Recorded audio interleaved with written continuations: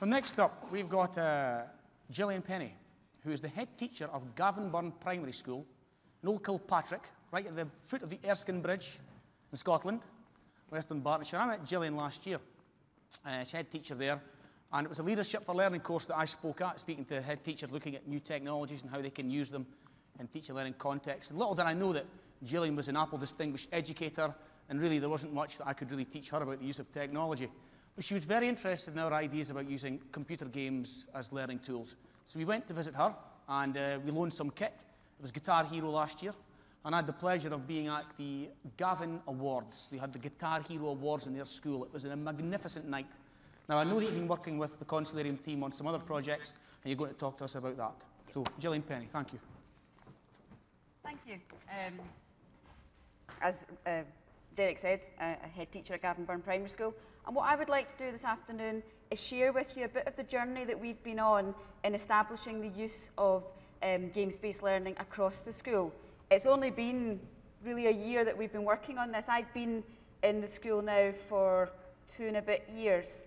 And my first sort of introduction to games-based learning was actually a phone call from my dad, who'd been watching, I think it was breakfast television. He, a retired head teacher, and said, I saw some nonsense on the television this morning about using Nintendo DSs. There was some guy from Dundee. I think that might have been you, Derek. Didn't really think much about it, but within a few weeks I actually met Derek at this Leadership for Learning thing. And I was amazed at what I hadn't noticed before. I hadn't given the thought of computer games in the classroom, or these sort of commercial computer games in the classroom, a second thought. Within my teaching career, I've always used simulation. 20 years ago, when I first started working in an infant classroom, we always built a street at the back of the classroom. Now, within this street, we had houses, we had shops, there was people lived in the houses, and the children created all this sort of virtual environment. All sorts of things would happen in our street over the course of the year.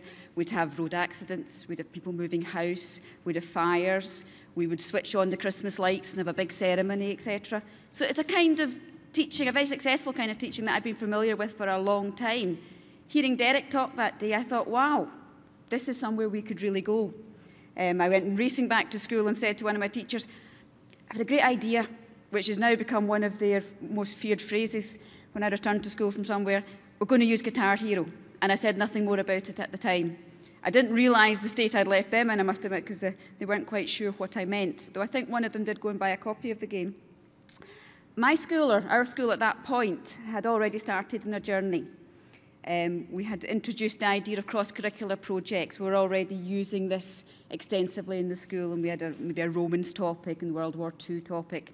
And we were also looking at increasing active learning, trying to take the learning away from the textbook, trying to take it away from being a kind of passive activity by the children, so they're actually kind of taking ownership of it and engagement. And we were also using more play and more of these simulation things like I was talking about. There was more use of model making and sort of setting things up. So in my mind, there was no reason at all for not bringing in these new technologies, along with what we were already doing. The problem I had, though, was convincing everybody else in the school that this was the way that we were to move forward. When I took over the school, it was a very traditional school, and most of the exercises came from textbooks. Children sat and listened, so it was a big step forward. So far in our journey, we've used these 4 games, but I had a lot of work to do with various partners, and I'd like to talk a wee bit about that. The first people, of course, I had to bring on board were the teachers. I mean, I have a great staff, great pupils, great school, but it's not actually me that's going to be teaching this in the classrooms. I had to work very closely with the teachers to get them to buy into this idea. For that, it was really through the planning process. As you'll be aware from things that Derek has said earlier, that we're at the process of changing our curriculum in Scotland, and the introduction of the Curriculum for Excellence has given us a great freedom to rethink how we plan our curriculum and how we meet the needs of our learners. And what we've adopted as a school is a kind of annual overview.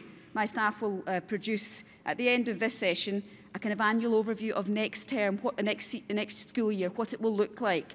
And within that, we look at what cross-curricular themes we're going to be using, what subjects serve those themes, there's always a danger when you're looking at cross-curricular work that you try and bring everything in, whether or not it's relevant. So we look at, if you're doing a topic on the flower shop, what things would naturally come into that? What areas still need to be taught discreetly? What else is going on in the life of the school? So we've got this for the 4 terms, which allow us then to look at what resources we might use. We found that an extremely useful tool, which has bought us time to identify where we might support things.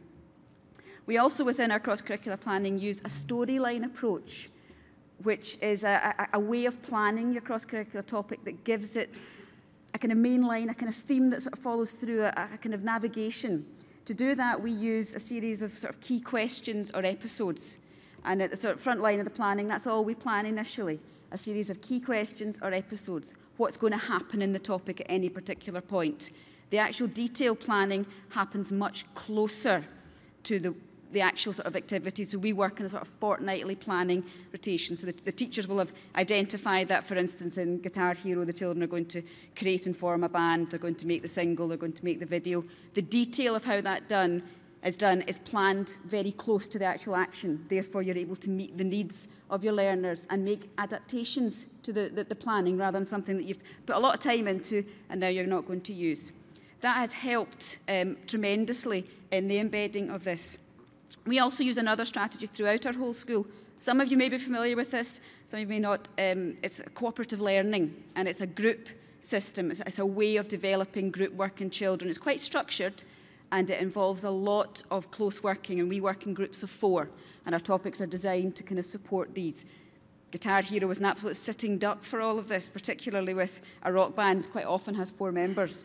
So cooperative learning is a very important strategy for us. The next set of partners which you have to work with are your parents and your sort of local education community. You're bringing in new ideas to a school that's already considered to be very successful and had a great name in the local area, etc. For that, it's been extremely important to share. I found this quite difficult to work out how best to tell parents what we were up to. You get children charging home from school saying, we're doing Guitar Hero.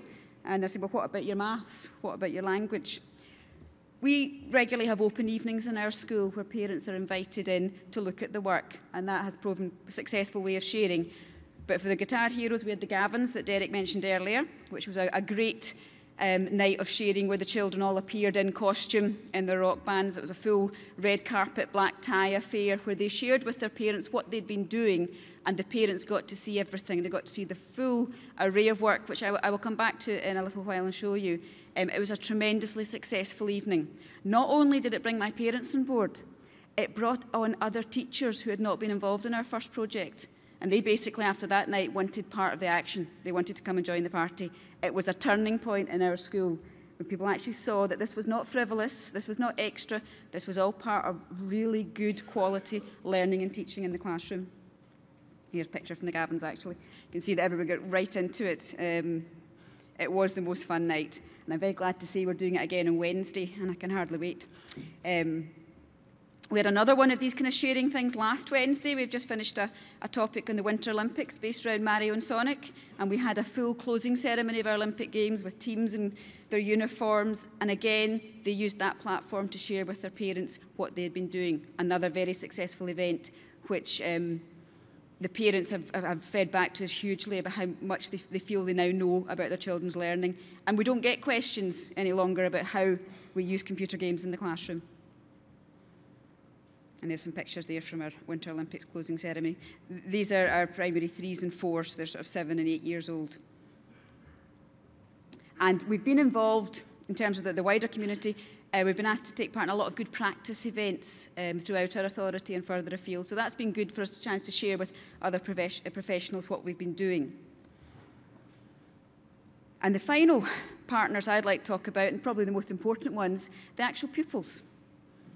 It is important, it's essential that throughout all this type of thing, you're providing quality learning experiences for the children. The reason behind using these things is to give them an engagement and involvement and an increase in the quality of their education. The resources that are now available, I used to use my cardboard boxes. Now we've got these wonderfully designed computer games available for the Nintendo Wii or the PS3 using sort of cutting-edge technologies, and I mean, the amount of money that's poured into these to develop them, we've got access to for 30-odd quid off the shelf.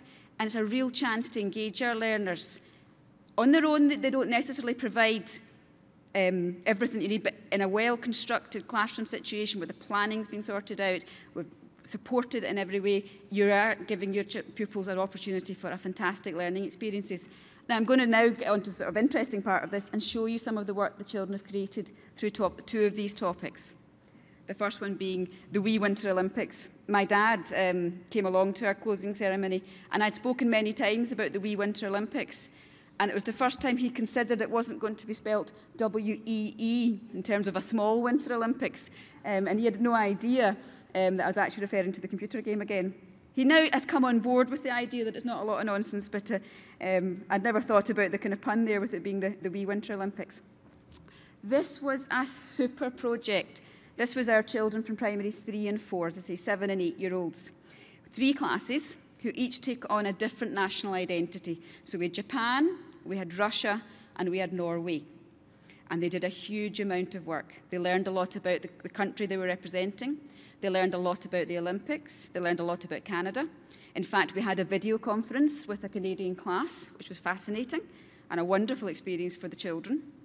We were very lucky this year because we were able to start the Winter Olympics in the middle of winter, a proper winter with snow piled up outside the school, etc., which gave it a great context. But the children did a huge amount of work in this topic, and it ran for an awful lot longer than the Olympic Games did, to be honest. They dealt with all sorts of things. They researched their countries, they created their own team, they created uniforms, they wrote job descriptions for the different people. You'll see some of them up there. Not only did they learn about their countries, they learned elements of the language, and they produced little vodcasts to teach other people the languages they'd been learned. I will share one of those with you. They learned lots of things about the sports, and they competed at the Olympic Games using the Wii. Each class had a Wii and had a game. And they spent a long time because they realised that there was an issue with how would it be fair, how could everybody take part. So all 76 children got together one day and did a huge problem-solving activity to work out a fair way to manage the heats. So we had our Olympic Games, and we've got our medal tables, and we've got all our results, etc.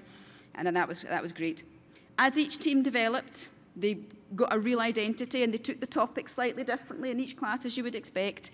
And then we set up what we call critical incidents. So things happened.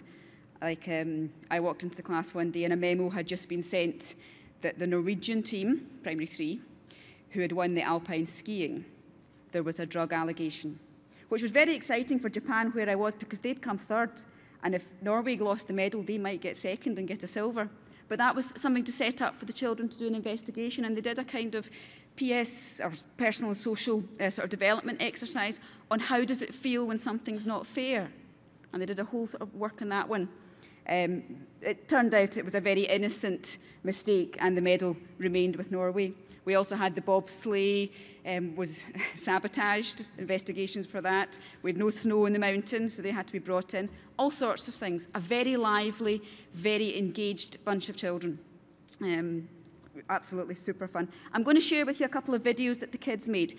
Within their cooperative groups, they would produce pieces of media.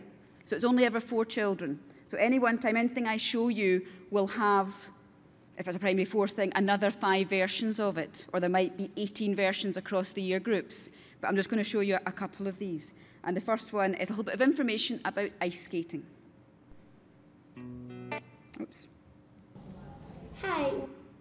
Try again.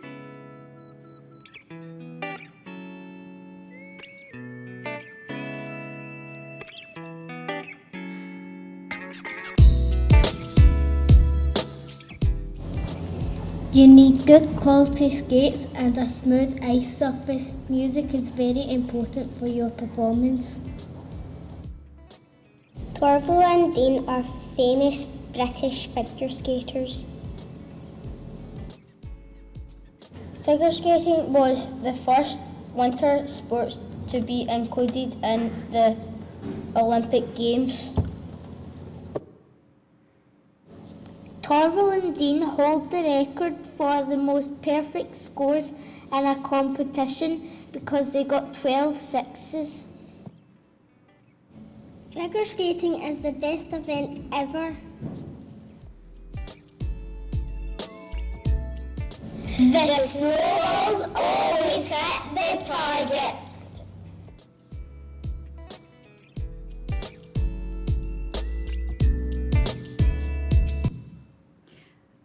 That little video there, a couple of minutes or a minute as it is, a huge amount of work for children of that age, because they had to find out everything themselves first of all. Because if we're doing research in the school, we do like to put it in a context and narrow it down. I hate that statement, you've just been told to go and look up something or go and research about the Olympics. So they were given the task of find out about the equipment, find out an interesting fact, etc. So that's quite demanding work in that age group. And they then had to work out the storyboard together. Working together is a challenge. And then they had to make the videos. So a huge number of activities and skills learned just through that one little piece of media. Again, there's 18 of these videos across the stages.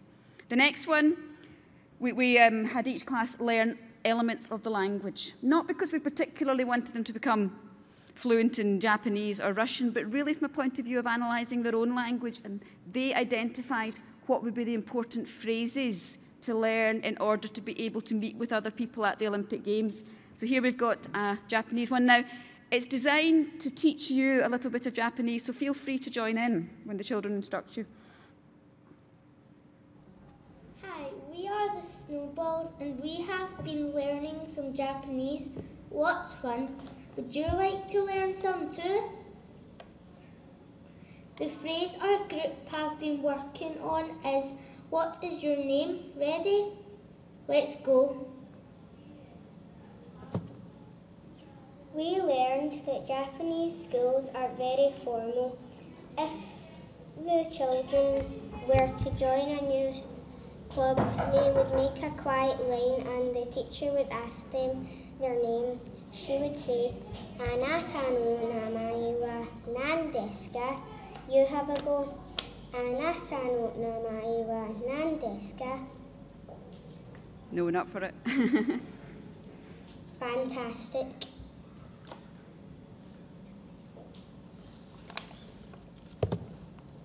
Oh dear, someone has not been sticking to the rules. Naughty, naughty. The policeman in Japan would say, "Anata no namae wa nan desu ka?" Your turn to be the policeman after me. "Anata no namae wa nan desu ka?"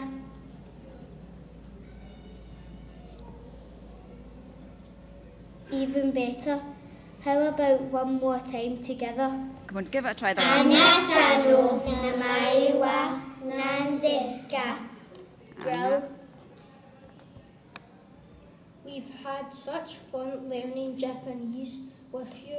Remember, you must practice, and it's goodbye from the Snowballs. Sayonara. Again, that little exercise involved a huge amount of work for the children. Not only did they have to master that rather tricky little phrase, but they had to think of ways of, in a sort of pictorial way, representing it, because they were only allowed to use slides from a keynote. It's a recorded keynote that they've done there. So they had to think about a way of doing a photograph and also come up with a kind of graphical representation and then write their storyboard from there. Again, a huge number of skills developed there.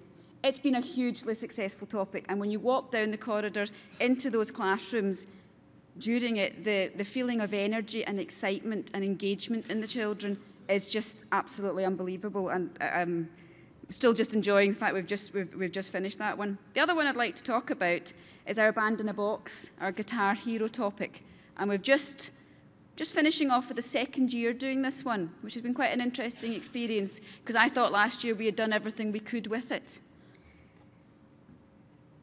But because we do adopt this kind of close planning style, certain things arose during the sort of life of the topic. The children, when they first start the topic, they're invited in their cooperative group to create their rock band. And they create an alter ego, and they live by that alter ego throughout the topic. When reading their character profiles and their biographies, it became apparent that they had quite colourful lifestyles, and they'd met in interesting places. They'd never met at school. They've always met in some bar in New York or a concert somewhere or something like that. But some of their lifestyle suggested to us that this year we might want to include a little bit about health education. Perhaps there's some alcohol issues going on there or other things. We hadn't introduced that last year. And also this year we'd introduce choreography. What the band does is it starts off, it creates itself. So they've got fantastic names, Clubland Revolution, Monkeys in Purple Pyjamas, and all this kind of stuff. And across the two classes, 10 bands exist. Once they've created it, they then have to make their own single. And they actually, in a group, work together and develop their own piece of music.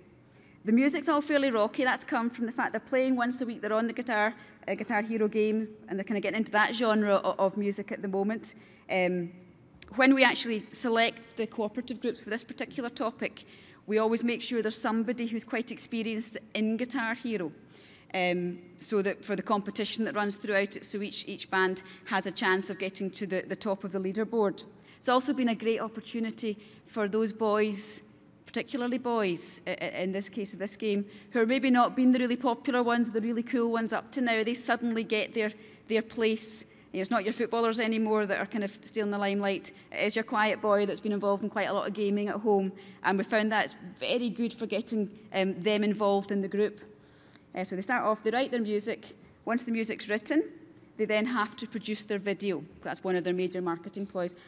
Again, there's 10 of these, but I'm going to share with you one of them.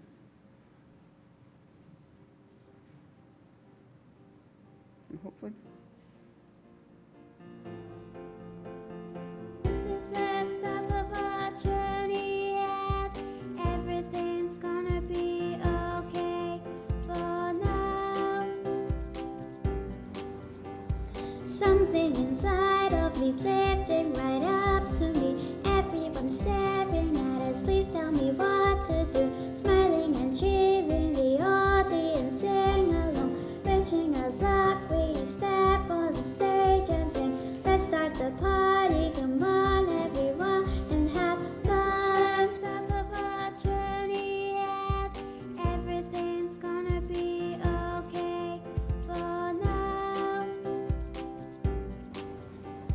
Something inside of me's lifting right up to me. Everyone's staring at us, please tell me what to do. Smiling and cheering, the audience sing along, wishing us luck. We step on the stage and sing. Let's start the party, come on everyone, and have fun. Start of our journey yet. Everything's gonna be okay for now.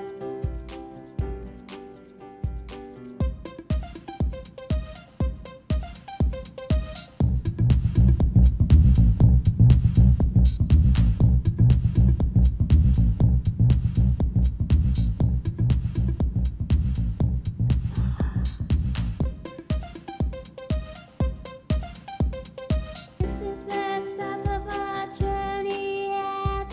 Everything's gonna be okay for now.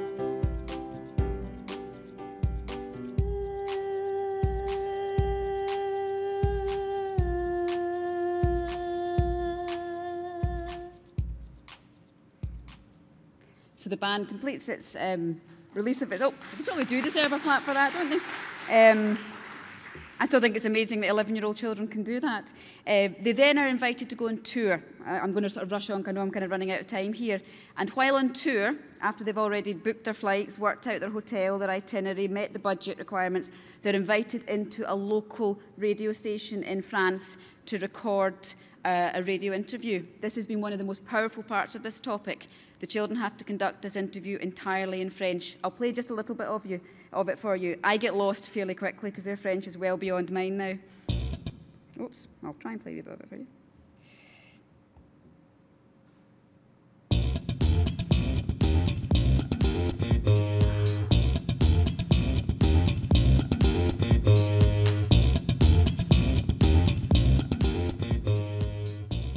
Bonjour, ça va? Ça va bien, merci.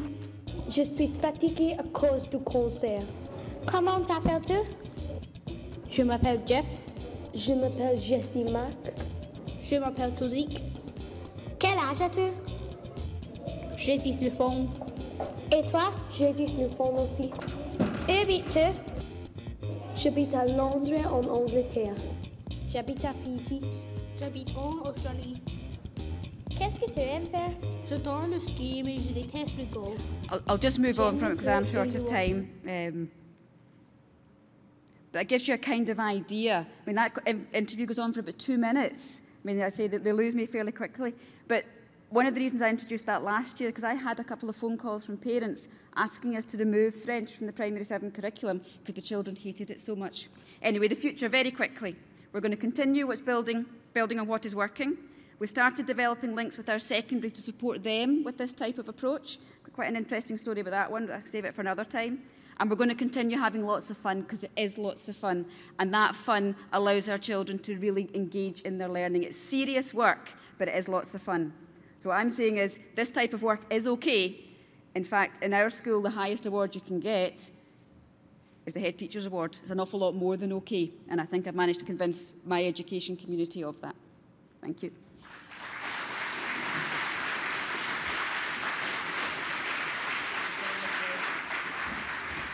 Thanks very much. That was superb.